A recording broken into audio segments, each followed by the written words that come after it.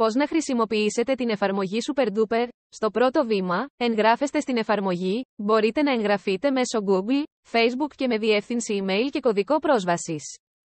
Οι χρήστες του iOS μπορούν να εγγραφούν μέσω της Apple. Μετά την είσοδο στην εφαρμογή, θα εμφανιστεί η οθόνη λίστας.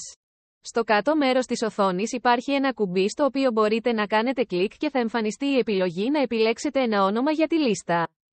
Μπορείτε να επιλέξετε από τα προκαθορισμένα ονόματα ή να προσθέσετε μία αυτόματα. Αφού δημιουργήσουμε μια λίστα, μπορούμε να εισαγάγουμε αυτήν τη λίστα και να προσθέσουμε στοιχεία. Κάθε στοιχείο έχει όνομα και κατηγορία. Μπορείτε να επισημάνετε ένα στοιχείο, να αλλάξετε την ποσότητα, να διαγράψετε το στοιχείο και να επεξεργαστείτε το όνομα του στοιχείου και την κατηγορία. Οι χρήστες Premium έχουν την επιλογή να αφαιρέσουν το διαφημιστικό banner και να προσθέσουν μια εικόνα στο αντικείμενο από τη λίστα. Για περισσότερες πληροφορίες και ερωτήσεις, μπορείτε να επικοινωνήσετε μαζί μας μέσω email, Facebook, Instagram. Λίστα αγορών SuperDuper. Κάνουν τις αγορές ευκολότερες.